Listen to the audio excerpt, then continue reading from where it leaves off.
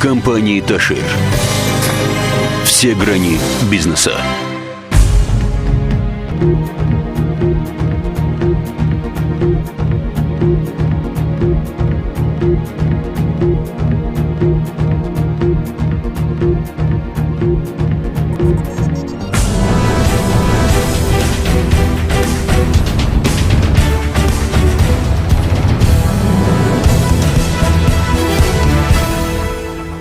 Մարզային Ֆորտունա հեռուստաընկերության եթերում լրատվության ժամ է, դուք դիտում եք մոլորակի հիմնական թողարկումը, բարև ձեզ։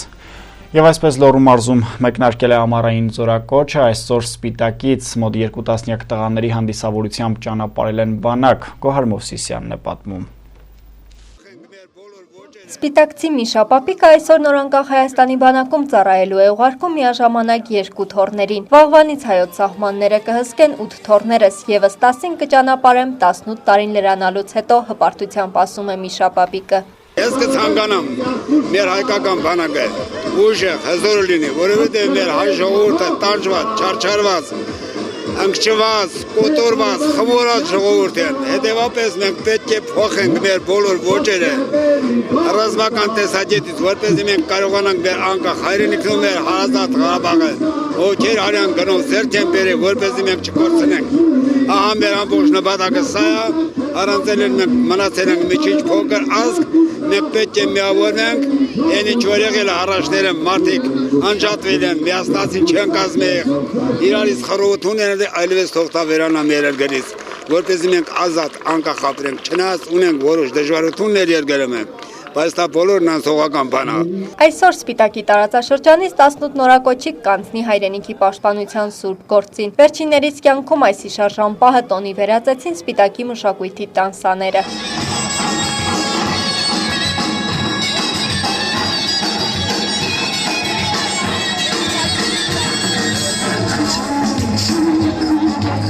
Նորակոչիկներին բարի ճանապարհ մաղթելու էր եկել Լոռու մարզպետ Արթուր Նալբանդյանը։ Վերջինս դատարկաձեռն չէր, ավանդույթի համաձայն բոլոր նորակոչիկներին մարզի ղեկավարի կողմից հանձնվեցին առաջին անհրաժեշտության պարագաներ։ Կոնկրետ Հայաստանի Հանրապետության համար մենք գիտենք, թե բանակի դերը նշանակությունը ինչքան մեծ է, եւ այդ դերն ու նշանակությունը թափանցել է յուրաքանչյուրիս ընտանիք, եւ դրա համար յուրաքանչյուր դա կլինի ամառային թե ձմեռային զորակոչ, բոլորիս ընտանիքներում փորձում ենք տոն դարձնել եւ այս պիսի բարձր տրամադրությամբ մեր նորակոչիկներին ճանապարհենք բանակ։ Ես ուզում եմ մեր բոլոր նորակոչիկներին բարի ճանապարհ մաղթեմ եւ բարի վերադարձ։ Սպիտակի տարածքային զինվորական կոմիսար Սուրեն Ղուկասյանի խոսքով բանակը իր տունն է։ Զինվորականի որդի լինելով վերջինս իր կյանքի 32 տարիները նվիրել է հայոց բանակին կազմավորման օրվանից մինչև այսօր եւ դեռ շարունակելու եմ այս գործը, ասում է վերջինս ու հավելում, որ տղամարդու կյանքում անփոխարինելի են բանակում անցկացրած 2 տարիները։ Կոպում են մեր տղաները ավելի ինքնուրույն ունեն դառնում, ավելի շուտ կողմնորոշվող են անում ու բանակի վերադառնալուց հետո տեսնում ենք, որ դառնում են նորմալ մեր ազգի համար տղամարդեր։ Կցանկանայի մեր զորակոչիկներին, որ 2 տարին իզուր չանցկացնեն, որ բոլորը լսեն իրանց հրամանատարներին, սովորեն իրանց ռազմական պաշտոնները, սովորեն մեր նոր տեղած մեր մարտական տեխնիկան, այսօր մենք ունենք նոր զենքեր, զինամթերքներ, բոլորը սովորացել են, որ հետագայում պաշտպանել են մեր հայրենիքի համար։ Նորակոչիկներն ու վերջիններից հարազատները մոմավառություն կատարեցին Սպիտակի Սուրբ Հարություն եկեղեցում, որից հետո ներկաներին բաժանվեց նաև մատաղ։ Եկեղեցու քահանայի օրհնությամբ էլ զորակոչիկները մեկնեցին ծառայելու հայրենիքին։ Բոլորիս համար պատիվ է ծառայել հայոց բանակին, ուժեղացնել մեր զինված ուժերը եւ ես կասկածել չունեմ, որ ձեր նման տղաները հաստատ կպահպանեն մեր երկրի անդորը, կպաշտպանեն մեր երկրի սահմանները ու լավ իմացեք, որ ձեզանից է կախված խաղաղությունը։ Եթե ուզում ես խաղաղություն, ուրեմն պատրաստ պիտի լինես պատերազմի։ Ես ուզում եմ շնորհավորել երկին անգամ ձեզ այսօրվա կապակցությամբ եւ հույս ունեմ, մեծ հույս ունեմ, որ 2 տարի անց դուք արդեն կվերադառնաք բանակից արիացած ոգով, ուժեղ կառուցվածքով, ուժեղ մկաններով, առողջ մարմնով։ Ձեզ բարի երթ եմ ցանկանում ու բարի վերադարձ։ Ցանկացած հայրենասեր հայի հայրենիքը պետք է։ Ու մեր հայ ժողովուրդը փափագած սպասել է, որ այսօր ունենա անկախ Հայաստան, որ իրանց զավակները ծառայեն այդ հայրենիքին։ Խաղաղություն ելնի, երեխեքին առողջություն, բարի ծառայություն, բարի վերադարձ։ Բարձր տրամադրությամբ, Ազիզ ջան, թող երկիրը խաղաղ լինի, մեր երիտասարդներին առողջություն լինի, բարի ծառայություն լինի։ Տղա գնում եմ, տղամարդի հետ կգամ։ Իհարկե հեշտ չէ, որ համար երեխա ճանապարհելը։ Դե պարզ է, որ մի քիչ տխուր, բայց շատ ուրախ եմ, որ երեխաս կծառայի։ Զորակոչիկներին խաղաղ երկինք,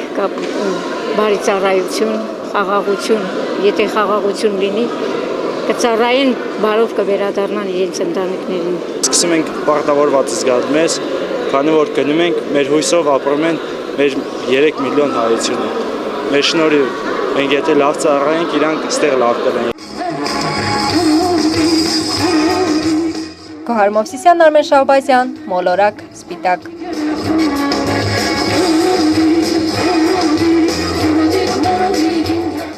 Շարունակում ենք թողարկումը հիմա տեսանյութ Դարոժնիկ ընկերության առաջացրած հերթական անհարմարությունների մասին։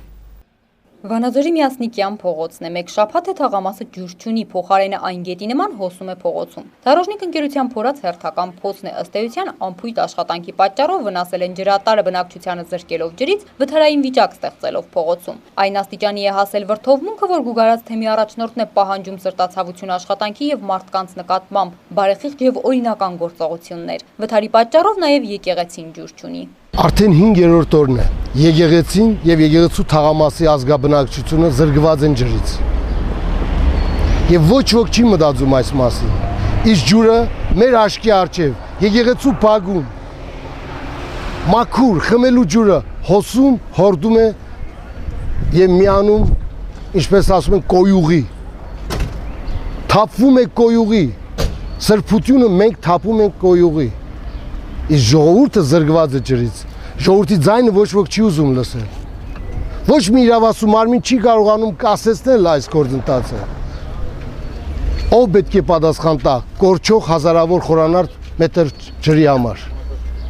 Այն դեպքում, երբ ազգաբնակչությունից մեկը չի վճարում ջրի համար, անմիջապես դատարան են տանում։ Պահանջում են ազգաբնակչությունից խնայել ջուրը, իսկ ինչպես է խնայվում ջուրը, այն մարմնի, այն կառույցի կողմից, ով պատասխանատու է։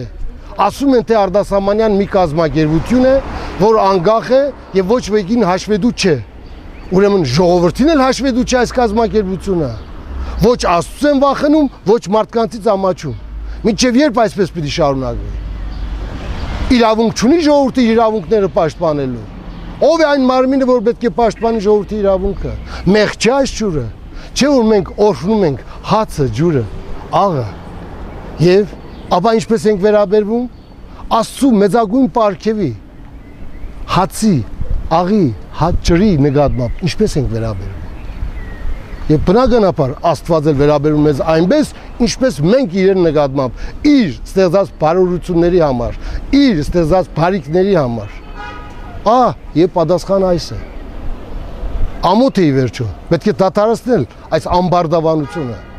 5-րդ օրն է։ Բարձրաձայնելուց մենք չենք հոգնելու նաև հետևողական լինելուց, նորից հրավիրում ենք պատկան մարմինների ուշադրությունը։ Ավանդական դարձած բարեգործություններ Կարեն Կարապետյանից եւ Տաշիր բարեգործական հիմնադրամից այսօր Սինեմա Սթար կինոթատրոնի նախասրահում իրենց բանկային քարտերն են ստացել բոլոր մանկատների 2013-2014 ուսումնական տարվա բոլոր շրջանավարտները։ Մանրամասները առաջարկվող տեսանյութում են։ Հայաստանի մանկատները այս տարի 30 շրջանավարտ ունեն։ 18 տարին լրանալուց հետո նրանք դուրս են գալիս մանկատնից ու փորձում են կյանքը ինքնուրույն շարունակել։ Տաշիր բարեգործական ընկերությունը օգնում է նրանց այդ հարցում։ Երիտասարդների անունով բանկային հաշիվներ է բացում ու տրամադրում է ֆինանսական աջակցություն։ Համասնորեն բաշխվում է Կարեն Կարապետյանի աշխատավարձը։ Ուսումնական տարվա ավարտին մենք այդ գումարներին հավելում ենք որոշակի գումար Տաշիր բարեգործական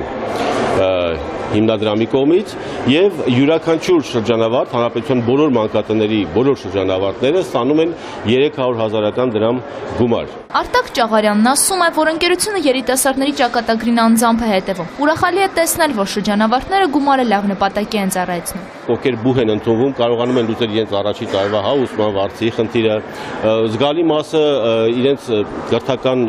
խնդիրները կարգավորելու համար, ասենք համակարգչային տեխնիկային գնել, նոթբուքեր կամ այլ տեխնիկային գնել։ Այս տարվա շրջանավարտները գումարը տնօրինելու տարբեր պլաններ ունեն։ Տղաները դեռ պետք է բանակ գնան։ Ծառայությունից հետո են ավարտելու ուսումը։ Գումարը ծախսելու են նախ ուսման վրա, հետո պետք է աշխատանք փնտրեն։ Գնանք բանակ գանք, նոր նպատակները կիրագործենք։ Գալուց հետո որոշել եմ սովորել եւ այդ փողը կծախսեմ կենցաղային հոգսերը հոգալու համար։ Աղջիկներն էլ գումարը ցանկանում են ընտանիք կազմելու վրա ծախսել։ Պետք է հոգալ հարսանիքի ծախսերը ու ապագա տան համար կենցաղային իրեր գնել։ Ներկայումս չեմ օգտագործի այդ գումարը, կպահեմ, որ ապագայում ունենամ ընտանիք, օգտագործեմ ընտանիքիս կարիքների համար։ Տաշիր ընկերության այս ծրագիրը գործում է արդեն 7 տարի։ Այս տարիների ընթացքում ընկերությունը ֆինանսական աջակցություն է տրամադրել մանկատների ավելի քան 200 շրջանավարտների։ Էմմա Հակոբյան, Արմեն Շահոյան, Armnews։ Կարճատև դադարից հետո ծանոթացեք նաև եղանակի տեսության Էռնա Անտոնյանի մեկնաբանությամբ, իսկ ես այսքանով ձեզ հրաժեշտ եմ տալիս եւ մաղթում ամենայն բարիք ցտեսություն։ Լուսատուն ներկայանում է իր առաջադեմ էլեկտրամոնտաժման համակարգի համար նախատեսված բոլոր տեսակի ժամանակակից սարքավորումներով։ Հաղորդալարեր եւ մալուխներ սկսած 0.12 մմ քառակուսուց մինչև 250 մմ քառակուսի կտրվածքով, ինչպես պղնձե, այնպես էլ ալյումինե։ Ուղղետաժներ, էլեկտրական պահարաններ, մագնիսական թողարկիչներ, եռաֆազների համար նախատեսված ավտոմատ անջատիչներ, պաշտպանի անջատման սարքեր, ջերմային ռելեներ, ինչպես նաև մանրամասն խորհրդատվություն։ Լուսատու էլեկտրամոնտաժեք ձեր բնակարանը, օֆիսը կամ արտադրամասը բացառապես մեր որակյալ սարքավորումներով։ Լուսատու